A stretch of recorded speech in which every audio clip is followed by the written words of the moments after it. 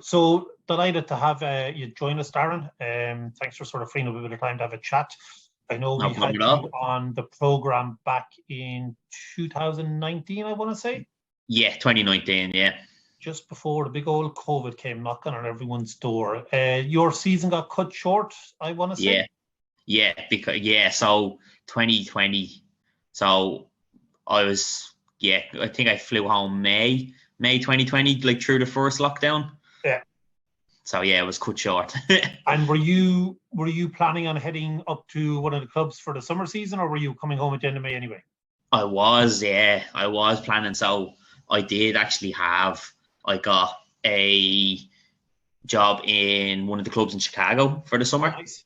And then obviously once COVID hit and everything went into lockdown, they kind of cut everyone's visa extension. Yeah. And was like, we're not taking any of like the H2Bs up. So everyone who had a job for the summer then kind of had to go home. It's like the bubble was burst overnight, and it was like, I'm not going to New York or Chicago or Boston or wherever they're going. I'm going back home to Ireland. Yeah. I remember we were having daily phone calls around that time between ourselves and the team in the States and the country clubs, and just trying to figure out what was going on. And obviously, I mean, back then nobody really knew what was happening with COVID or how long things were going to last or what was going to be the outcomes. And thankfully, the team in the States took the decision to let's make sure we get everybody home safe and sound to family, as opposed to having anyone potentially stranded or stuck in America with no job and no way of being able to sort of take care of themselves, or even worse, not being able to get themselves out of the country. Yeah. I don't know if any of your teammates were part of the crew from South Africa that we had to go and rent the planes to charter flight home. Yeah, I think there was probably 10, maybe 10 out of the club I worked at that had that. And what was the general feeling on the ground over there for everyone at that stage? Like, obviously gutted they weren't getting to go after summer jobs, but at the same stage, I suppose, sort of happy they were at least being taken home safe and sound. Yeah, there was that aspect, but I think a lot of people were kind of wary, because I know America kind of did get hit. The States got hit quite hard with COVID, so I know a lot of people were kind of wary of maybe transporting the void, like COVID not over while traveling. And obviously, like, we had to like isolate for 2 weeks, once we got home. So I know there was I'm fairly sure, as I can remember, there was 4 girls out of my group all went to, one of the girls lived in Ackle Island. Yeah. So they all went there. They 4 of them all went to Ackle, to isolate for the 2 weeks. Not a bad place to have to isolate. I know, yeah, especially the 4 of them just stayed together, because obviously they were like, well, we travelled together, so it's not like it makes a difference. For sure. So let me try and, if we can, take you back to when you first discovered this whole opportunity to go live and work in the States. How did you hear about it, or where did you find out about it? Or so my aunt, she has a friend, and her son was actually doing the program. I can't remember exactly which club. I think he had been doing it for like a couple of years. Okay. I can't actually think of his name at the moment either. So she just kind of suggested me. I was in that kind of limbo state of not really knowing what I wanted to do. Like, I was 23 or 24 at the time. So I was like, So I was like, I don't actually really know what I want to do. Like, had a little bit of travel in my mind of wanting to travel a little bit. Obviously, I had kind of, at that point, I had like 6-7 years experience in hospitality. So she suggested even just to look at it. So I was like, might as well see what happens. And what was your level of experience at that stage? So I was a crew trainer in McDonald's. Correct. Yeah. And it's funny, it even to this day, I'm always like, it's amazing the amount of people who sort of, I suppose, casually throw out there, well, I'm sort of a crew trainer at McDonald's, or I'm a shift leader at McDonald's. Yeah. Where when the country clubs see it, they go, oh my God, I want that person. And at Yeah. the start, I was a bit like everyone else. I was like, really, you want the person who's working in the McDonald's or the Burger King over the person who's working, say, at the Shelburne Hotel? And they were like, 100%. And I was like, how come? And they're like, because the person who's worked their way up the ladder in McDonald's or Burger King or any of those corporate stores, they know how to take training and deliver and make sure they do the same thing day after day after day. That's what it's all about. And at the end of the day, I'm sure, like you found out, it's all about personality and attitude. So even today, like we've used your persona to say every year when we talk about the different people who should be looking at this opportunity to go live and work. It's not always the person who studied hospitality. It's not the person who's working in the 4- and 5-star hotels. It's the person who's got, I suppose, a bit of experience dealing with customers. And I mean, I've been a customer in the Burger Kings and the McDonald's, and I tell you, like, I'd say the amount of grief and hassle you put up with in there is probably worse than you put up with in any 4- and 5-star hotel.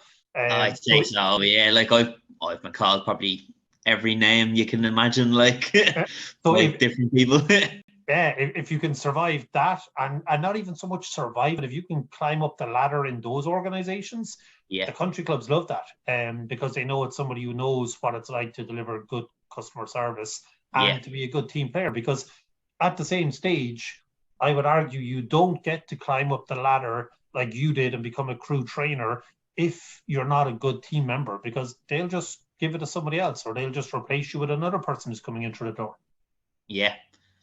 And I was actually on the program, like I was meant to be being trained then as a shift leader, like, so I was in the process of moving up again at that time. So crew trainer, after working your way up to there, in the process of, sort of working towards being a shift leader, and you get, somebody drops this little information that, there's this thing you can go and spend 8 months living and working over in the States.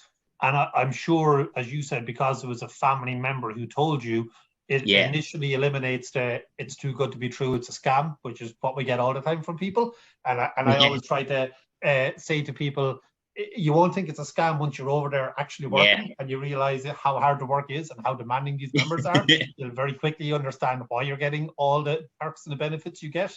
But what made you, like, after you looked at it, did you go straight into the application process, or did you spend a bit of time thinking about it? Or I would think, I kind of sat on it a little bit, like, for I'd say like a couple of weeks, just kind of thinking, like, is this something that I could do, or I should, like, that I actually want to do? And then I was kind of like, I had it in my mind that I was like, okay, I'll apply. If I get it, I get it. If I don't, I don't. Like, it was that kind of feeling I had about it. And I was like, done the 2 interviews, and lo and behold, I actually got offered both. So I had the choice then after that. So it wasn't just like a straight in, I'm definitely going to do this. I did kind of think about it for just to make sure it was the right decision, because it's a big thing, kind of like you're moving to the States 100%. On your own, like. And let me ask you this. So obviously you filled in the form online, and then I probably was myself was engaging with you. Yes, it was. I'm pretty sure back in those days we had the painstaking assessment test. Yes. Which people will be glad to know we've got rid of for this year. But you guys had to do like a 45-minute online assessment test. Yeah. So we removed that for this year, just to sort of give a trial and see what kind of results we see out of it this year. And then you had to do the video clips. Yes, it is. Yeah. Okay.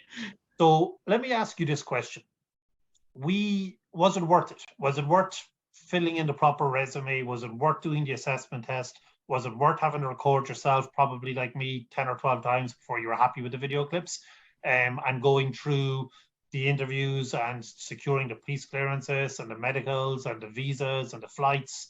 Yeah. Was the whole experience at the end of the day worth all of that hassle and all those steps you had to go through?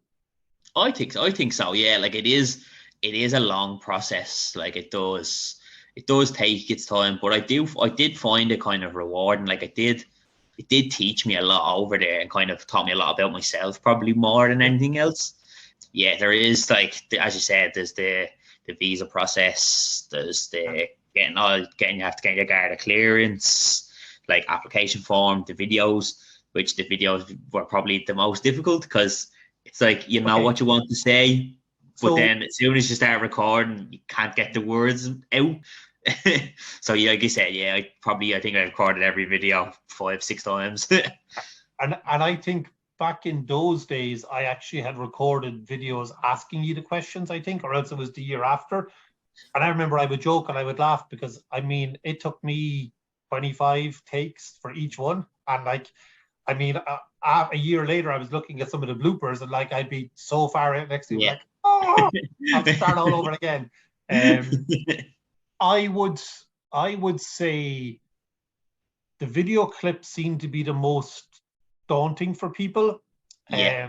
It seems to be the one where a lot of people, I suppose, they're worried, they don't enjoy doing it, they don't want to do it, they don't understand the value of doing it. Nobody likes recording themselves. I mean, like, I'm delighted you came on to join us tonight, but it's even for me doing these once a week, I'm like, oh, there we go, on camera again, great. Or anytime I see a video clip, I'm like, oh, I have to go back to the gym and lose a bit of weight again. But I suppose what I always try to say to people about the video clips is, as painful as they are, you can record it as many times as you want until you feel you're happy. And then I'll actually review it. And if I feel, I think maybe you could do a better one here or there, I'll actually get back in touch with people and let them know. And then I suppose the real key to it all is, like, we've even changed up the video questions this year from the last couple of years, Darren. And now they're more, not so much about, you know, the old ones, I think, were like, how are you going to feel living away from home, and tell us about your experience. Now it's more like, tell us about you. Like, who's Darren Cullen? What you like doing outside of work? Like, what are your hobbies? Why do you want to go to the States? What do you want to? Because we've all realized we're not really worried about your experience. We more just want to see personality. We want to see a little bit of energy. We want to see your, you know, why is it you want to go? So most of the time I'm trying to say to people, like, it's just relax and just, you know, answer the question with whatever's coming from inside. And really just sort of try and be somewhat, you know, semi-casual, formal dressed, and just let your attitude show, let your personality shine. And then I suppose the real secret of it all is, remember, it's only HR managers who see these, and they probably see 500 or 600 every year. So it's not like you're the only person they're looking at. It's like another profile, another set of video clips. And for the people who really, I suppose, just relax and let their personality shine, we actually, a lot of the time, we're able to secure those people offers now without even having to do the interviews in person. Because a club will see the videos and go, yeah, let's just go straight to hire for that person. So there's a lot of, I suppose, there is a lot of perks to doing it. But I'm always, every year, I suppose, trying to make it a more enjoyable experience, because I do know it's what probably stops a lot of people from going forward in the process. But unfortunately, it's one of those things that is required in the process, so there's no way around it. After that, and I mean, let me ask you this question. Is there anything you sort of would feel, or any tips you would give to anyone who's looking at it at the moment as something they're wondering will they or won't do, or anything you learned from the whole experience that if you were doing it again next year, which maybe you might do, you'd say, well, okay, I know this is the way, this is what's going to happen here, or I can do that, or I have to do this, or that's going to be there, or I have to be aware of that part of it. Yeah, I do think, like, kind of mentally preparing yourself is a big thing. Like, you can, like, there is still a lot, like, you need to do the medical as well. So that's also another part. Like, you have to go to the embassy to get your visa, which is also quite daunting as well. So kind of being kind of prepared for those aspects, like, but I do think there's not a lot, like, it is kind of a scary thing over there if you initially go over. But once you're kind of, like, everyone's quite friendly, like, all the returners, like, made us feel so welcome once we went over. So it was quite easy to settle in, to an extent. But then I would say, like, you do kind of need to prepare yourself for the actual work itself. Like, it's long days, 6 days a week, sometimes 7 days a week without a day off. So it is kind of like preparing yourself, being like, is this something I want to do? You could do it for a month or two. If you're not enjoying it, there is the option to go home. But then there is the option that if you can't go back if you regret your decision, kind of. Yep. But yeah, no, I do think kind of preparing yourself is massively is a massive aspect to it. And probably even, I suppose, realizing that, it's even if you engage, say, in the next couple of weeks and you go ahead and fill up your application form, there is very much that back and forth with myself and the team here, getting you prepared and ready for the day of interviews or the Zoom interviews. Yeah. And then back and forth again as we take you through the police clearances, the medicals, the embassy appointments, then getting you on the flights and getting you settled in over there. Like, it's a long process, as you said, but I mean, let me ask you this question. Would it be fair to say if people just stay engaged with me and the team here in Ireland and reply or answer the messages or ask us the questions, that you can sort of be almost guided and prompted through each step as opposed to having to try and figure it out for yourself? Yes, definitely. Yeah, I do remember. I think I stayed quite in contact with yourself when I was going through my process. And there is the induction that we did as well, when you went through kind of the whole process, regarding that, got in your medical, going through the US Embassy to get your Garda clearance. You even went through over there, kind of what to expect, everything. So that kind of, it does help. If this is something you want to do, staying tuned in and kind of asking the questions if you're unsure, and not just winging it and expecting that I'll find out, I'll just see what happens. This is a simple question, as in, what do I need to do for this, or what do I need to do for that? And yourself was, I know for me personally, was very helpful in that regard. Yeah, I think the old, and I'll probably get it wrong, or maybe I won't, the old saying of fail to prepare and prepare to fail definitely is. And look, I suppose I was blessed. Elaine Blood, my predecessor who ran this program for the initial 5-6 years from Ireland, had a really good system that worked really well. And it was very easy to see why it worked well, because it was if people just engage with us and just complete the one task at a time that we ask people to do, and then just wait for us to get involved with them for the next step, we'll take them through the process one step at a time without them having to try and worry or figure things out for themselves. I definitely learned from doing even the orientation days. Now, Darren, we actually do an info night every Thursday. So every Thursday night like this on Zoom, we have an information night for 30 minutes, 45 minutes, an hour, for people to get on and ask a question, or just sometimes even just sit on the couch and listen and go, Jesus, actually, that definitely is something I want to do. Because I think for me, definitely the best bit of advice I could give anyone who's either gap year, trying to figure out what will I do, what won't I do, or they're even studying hospitality in college, or they're working in the industry, or they want to see, is this a career I want to have? I think it's a no-brainer to go and spend 8 months in the States, at least, especially when you're getting your visas paid for, your flights paid for, your healthcare paid for, your accommodation provided, you're getting trained, you're getting good salaries. I mean, $18 an hour and $27 for your overtime, and you're in the sunshine in Florida, not the rain in Ireland. To me, it is a no-brainer to at least spend 8 months over there. Now, you could end up spending up to 3 years, going between the clubs, as you were sort of talking earlier on, up in New York or Boston and back to Florida. But I also always try and make sure people realize something you tipped on earlier, don't go over this year if you're not 100% committed to being there for the first 8 months, because there's no point in going over and coming home after 6 weeks because you didn't really think it through. And then 2 years later, you really want to go, because then you can't go, because if you decide to leave early, you don't get a second chance to go back over to a club. And that's, sometimes people say that's not fair, but it costs between $8,000 to $10,000 per person to go over. So you can't just have people who, I went for 3 weeks and didn't like it and decided to come home, and then 2 years later, they want a club to pay another $8,000 for them to go and see, are they going to last more than 3 weeks this time or not? They just don't do it. So I'm always sort of trying to suggest to people as well, like if you're not 100% sure, then I wouldn't get on the plane. I would, however, apply. I'd go through the process like you did. I'd put in my application, I'd go through the steps, I'd even go to the interviews, I'd secure an offer. Then I'd really start asking myself the questions of, is this something I'm really definitely committed to doing? If it is, then you go through the police clearance, the embassy or the medicals, the embassies. But I'm sure maybe you or maybe someone in your team, but definitely every year, I would say there's 10% of the people who get on that plane that morning at the airport are like, am I really doing this? I'm still not 100% sure I'm going, but I'm sort of packing my bag and I'm making my way to the Dublin airport.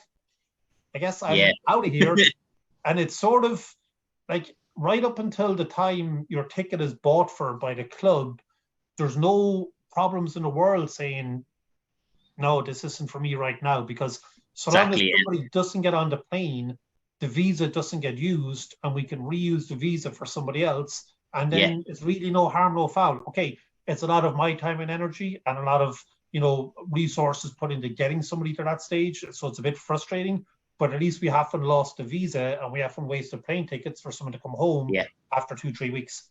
So you can definitely go through the process, and like really September, the end of September, that's where you need to be 100%. This is what I'm actually going to do. And I think maybe some of your team mentioned it to me at the orientation, Darren, but I think there was a lot of benefit from being able to meet the rest of the team members that day and actually getting to hang out with them and talking and chatting and going, oh, actually, this person isn't too bad. Yeah, I don't mind sharing a bedroom or a condo with them.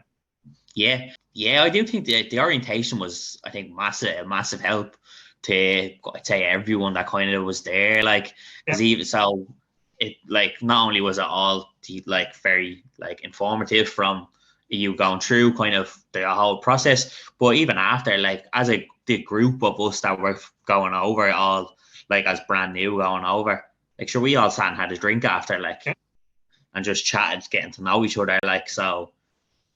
And and it's people from all over the country. Like I think I was probably the only dub there at that time from my club. Like I finally last year got the first person from my hometown in a tie over there. I was like, woo! It's taken 6 years. We got somebody from the poor girl. By the time she finally got on the plane, was like, God, I'm sick and tired of being this person from a tie who's finally going to.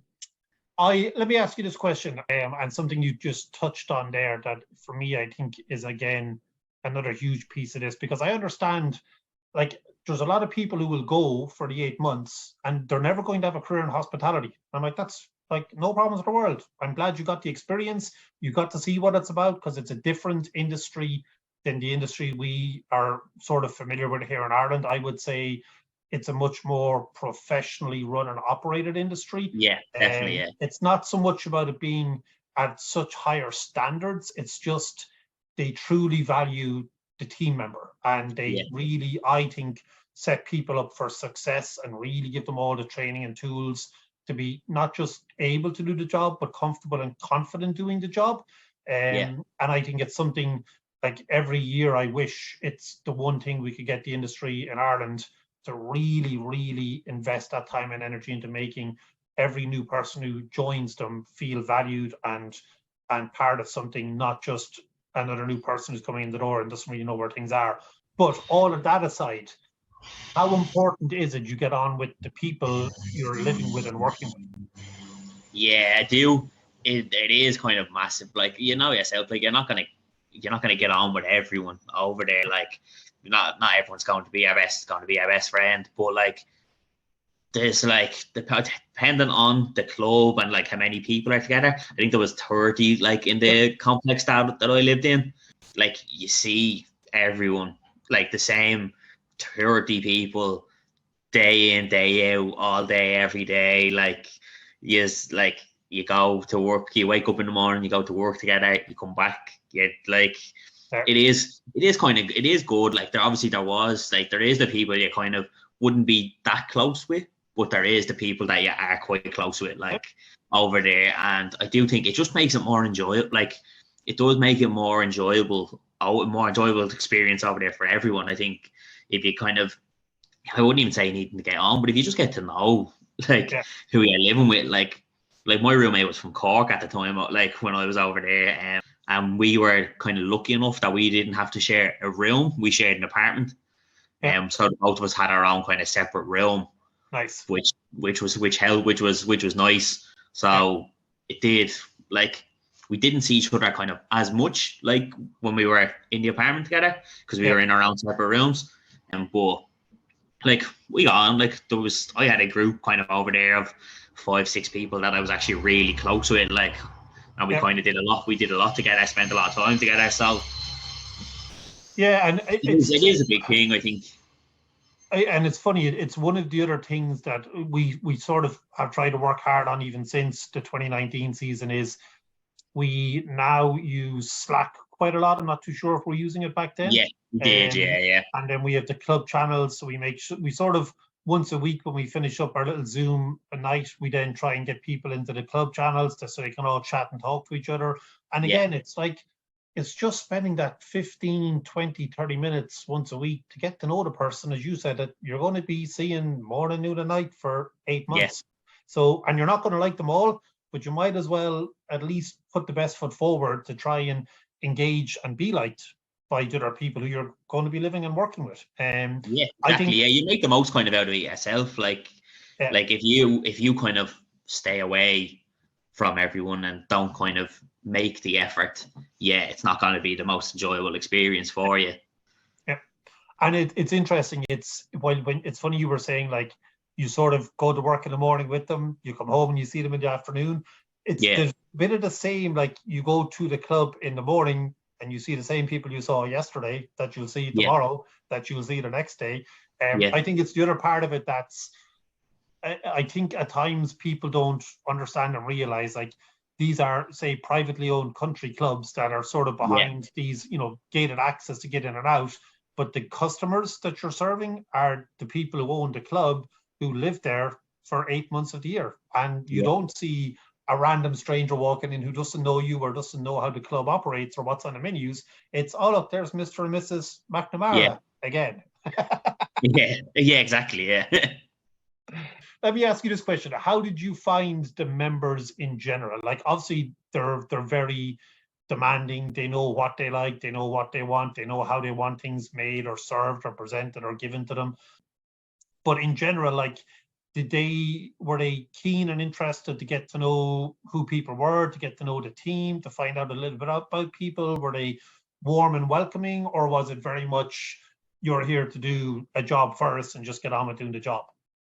There was like the odd couple like that you get that are just there. They just kind of want the service. They don't really care as much about the person kind of serving them. But there is like a lot. Like the members, they can be tough. Like it's like, as you said, they're the ones paying. Like they're not just your average Joe Soap you've seen what like around down the road. Like it's kind of they're like wealthy people. Like they are. It's just kind of they're expecting kind of a good service, but it's not like they're not heartless. If you make a mistake, you make a mistake. Like it's not the end of the world. And like there is a couple that like a couple of the members that will like chat to you and will want to know kind of like more about you. Like I remember there is Paul McGinley, who's the Irish golfer, is a member in Windsor, and he kind of took a shine into me because I sound a lot like him. Because I have a thick Dublin accent. He like the first time he heard me, he was like, "Where are you from?" Like I was like, "Oh, like I'm from Dublin," and he was like, "Yeah, whereabouts are you from?" Like, so and I told him, he's like, "Yeah," he's like, "I know that." Like, so like there is the odd couple that are like will make the effort to get to know even like the smallest thing about you. They'll remember it. Like, and let me ask you this question. So obviously, as you were saying, they definitely expect a very, and I'm not too, I always sort of say a high level of service, but I don't think it's a high level of service. I think, would it be fair to say they expect you to give them what it is they've ordered or what it is they know is on the menu and how to be able to actually either make the drink or serve the drink or take the order or deliver the right condiments with the right meal that's being dropped? Yeah. But how much of all of that is trained and taught before you're expected to be able to deliver it?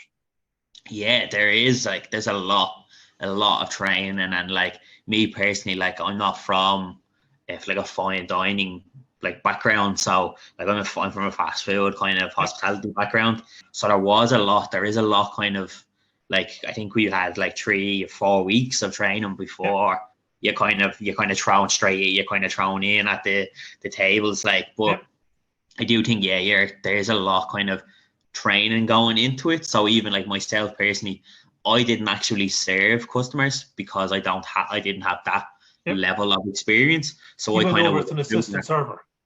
I worked in events over there.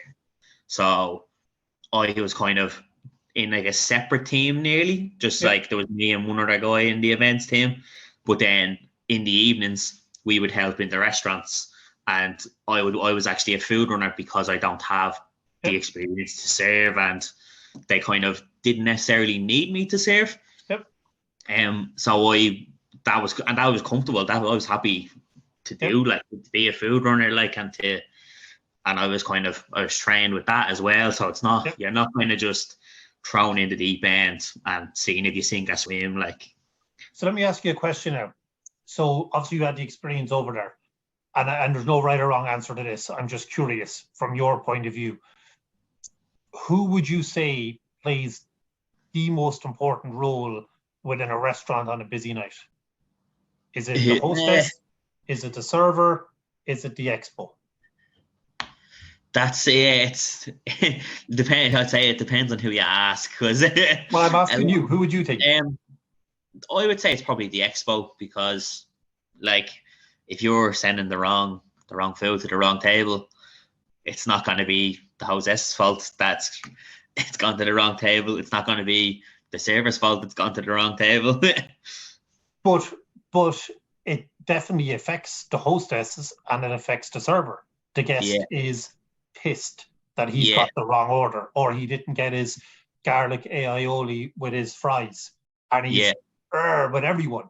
Like, I know for my years as a GM over in the States, when we were busy, I stood on the pass and I ran expo, because I knew if every single customer got exactly what they ordered and got it on time, at least they were getting food on time. That was what they wanted.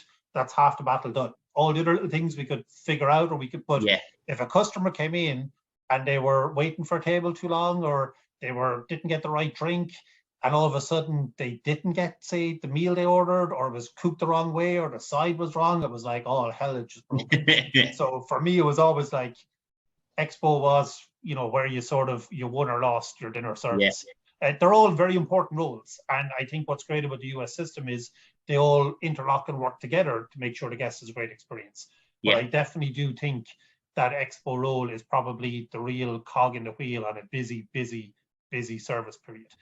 And let me ask you this, would I be correct in thinking that by the end of the season, had you worked towards the server role?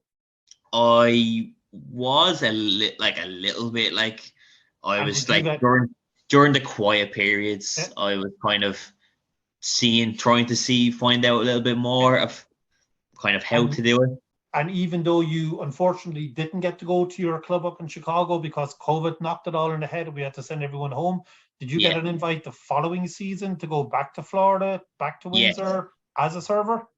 Yeah, so I actually got offered to go back as a senior server, which kind of surprised me because I didn't really serve over there. So and I can share the reason why with you. And as I said to you before we jumped on the call, your personality and your attitude and your work ethic, and the fact that you were willing to always learn and be a part of a team, really impressed Ralph, who's the food and beverage director for the country club, and Michelle, who's the HR manager, to where they each year jokingly but not jokingly ask, can we get Darren back? And I'm like, And last year I was joking. I said, I think Darren's in a pretty serious relationship at the moment, so I don't think we're prying him out of Ireland to come to Florida right now. And he was like, yeah, that's probably fair. I don't think I'd need to go to Florida for that either.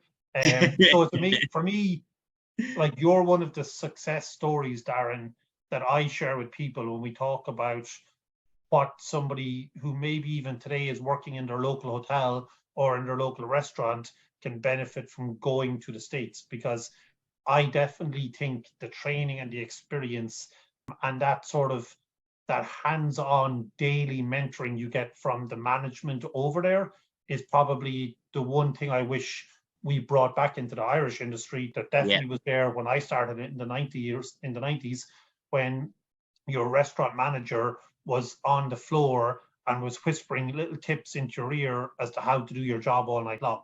And obviously the proof in the pudding is, Ralph and his team over there were obviously able to, even in a small 8-month window, get you from being somebody who joins doing events and banquet setup yeah, to where they wanted you coming back as a senior server the following season.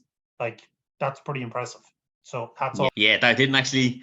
It's good to know. It's nice to know that that's kind of why I got that offer Yeah. the following year.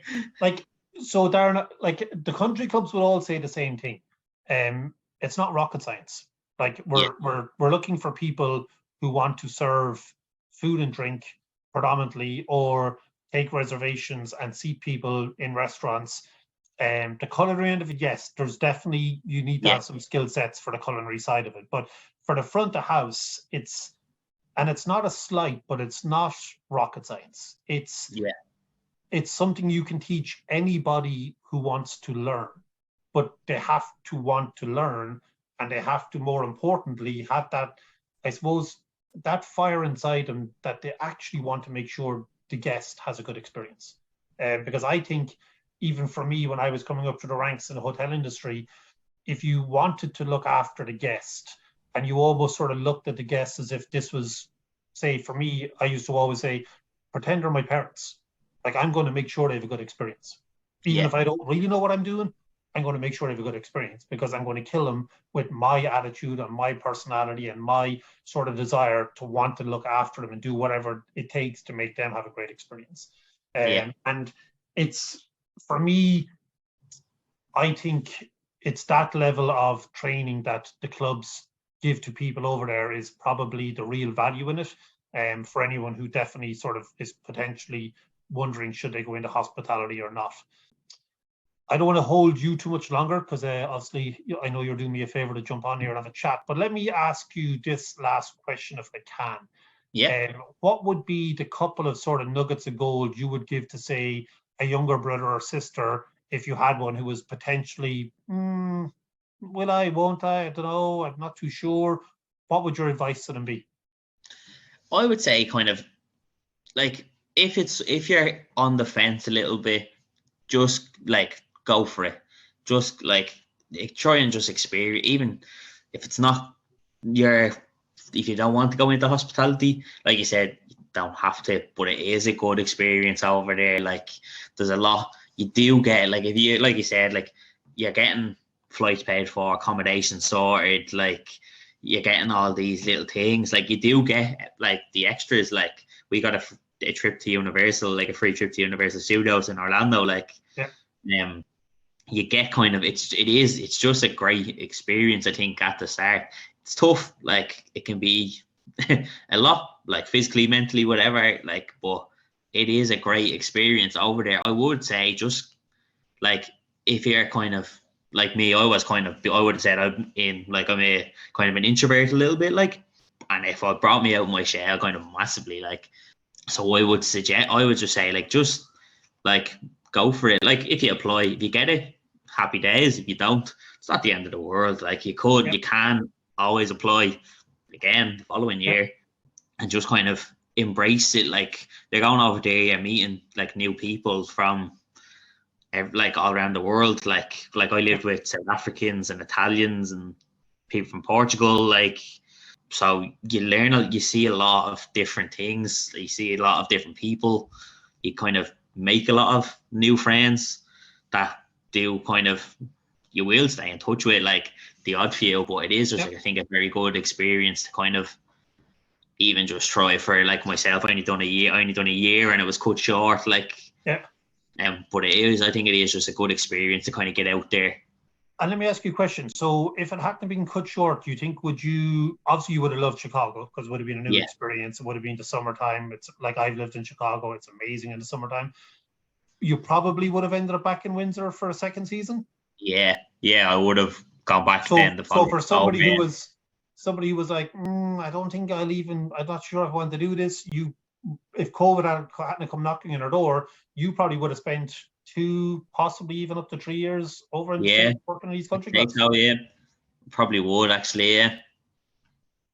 So yeah, Um, it is kind of, yeah, it's one of those that might not be for you at the start, but then as you kind of get into it, it is yeah, it is quite good as long as you kind of get. I'd say once you make it past Christmas, it's okay because Christmas over there can be quite tough. yeah. And I'm sorry, just wanted to circle back to one last other thing because obviously, Yeah, as we no problem. always, even I'm sure I was saying the same thing to you when I spoke to you about it. Like, I'm all about let's give the good, the bad, and the ugly side of it. Like, there's no point in saying it's all rosy and it's all Yeah, amazing because you are going over to work, and yeah, the work is demanding, is hard, and there is a lot of expectations. But we've already sort of discussed the fact that you really are trained well and set up for success and set up to deliver. If we hone in on the work part of it, like, would it be fair to say that no matter when you land, the end of October, the start of November, it's full on until the first week of January. And when I say full on, it's like it's definitely 6 day weeks and there's a couple of 7 day weeks. But yeah. then would it be fair to say you get to January and there's a bit of it calms down and it goes to a 5 day week? Yeah, yeah, there would be like when we like you get over there and you have kind of first couple of days to settle in a little bit, but then yeah, Yeah, you're straight in, yeah, like straight in 5, 6 days a week. yeah, Like it does, yeah. I'd say up until your January, it's like could be quite hectic yeah, because obviously they have it's like Thanksgiving, Christmas, yeah, New Year's, and then January it does start. It can still be quite busy, but yeah. it does start to tone down a little bit. Like I know yeah, there's a few more peaks, like Memorial is a busy weekend, Easter's yeah, busy time, you're going to have Mother's Day is busy, but on a whole, the real hectic, hard slog is November sort of 14th right through till the end of December. And then yeah. it's a bit like we can take a break now and sort of gather our thoughts and maybe enjoy a little bit of downtime again. Yeah, it definitely is because, like you said, you're kind of doing your 6 day weeks, some are even 7 day weeks. Yeah. Then it gets to like that January, and you're like, oh, I'm only doing 5 this week. Yeah, But I suppose the flip side is when you are doing those 6 and 7 day weeks in that first 5 or 6 week period, you're being paid that nice time and a half for your overtime. So you've got a bit of a healthy bank account to be able to enjoy those days off or enjoy a little bit of exploring then throughout the next 5 or 6 months. yeah. So like you're on like, well, I was on a 40-hour contract, so it's like time and a half. Then anything you do after the 40, and sure, like the way you work, you could be on 40 hours by Thursday evening, like, Yeah, and then anything you work after that, yeah, as I said, you're making your time yeah, and a half, yeah, whatever, $23. Like yeah. Not bad. it is worth it in the end, yeah. Yeah. Darren, listen, as I said, I don't want to take up too much more of your time. Anything else, any other advice or anything else you'd share with people or anything else you want to mention or Yeah, no, I would just say like it is something like it is like a massive kind of opportunity for people if it's something they're ever interested in, or even if they're not sure on. I do think it is. It's a massive opportunity that I feel like a lot of people don't know about. That's quite it's quite low down that people don't really know about. But I would just say if people are interested in it, just go for it and try like be kind of optimistic about it. yeah, Like think about things you can do once you're over there. Like you do get time off. Like you can ask for holidays. Like yeah, if you wanted, like my parents came over to see me and I took a couple of days off to stay with them. Like nice. stuff like that. Like me and two of the girls I lived with, we done a skydive together. Like Yeah, so there is like there is a lot you can do depending on yeah. kind of where you are. So I would say if you're interested in doing it, just kind of go for it and be Yeah, open, be optimistic. And even at this stage, like I always say to people, like even if you're only 50%, like go through the process, like apply, do those video clips, as much of a pain in the backside as they are, get them done, get yourself an interview with a club, get yourself an offer, and then go, hold on now, am I actually really going to Florida, or is this not for me? But there's no point in sitting on the fence and humming and hawing, and then come August going, oh, I really want to go, and it's like, it's too late, all the positions are gone. And like, you're always better off to have it and then say thanks but no thanks, then God, I wish I had have done it, because now I do want it, but it's too late. Yeah, exactly. So like, as you said, like, it's not like you can always say no up until kind of like the September time. But yeah, like if you say you do it and then you're like, no, I'm not doing it anymore, like, and then 2-3 months down the line, you're like, oh, well, I should have done it. I should have went over. Yeah. And as you said, like, your chance is gone then, kind of like. Yeah. So you're going to join us once or twice more over the course of the next couple of months for a little catch up on the Thursday evenings and maybe share some insights with some other people? Yeah, I'll try and jump in whenever I can. I figured if I asked you on camera, I had a better chance of you saying, yeah, listen, absolute pleasure catching up with you. Really do appreciate you jumping on. No problem at all. Thanks for spreading the word and sharing the insights with people. And I'm sure you're pushing it out there on your own social channels to make sure other people sort of know this is a good opportunity out there for them as well. Yeah, I'm spreading the word. And we will definitely catch up soon. And if not over a beer or something in Dublin, maybe the next time I'm traveling somewhere, I might just bump into you along the way and say hello. Yeah, no problem at all. Happy to do that. Congrats and best of luck with the new job as well. Thanks a lot. Appreciate it. Cheers, mate. See you, John. Thanks. Bye-bye. Bye-bye.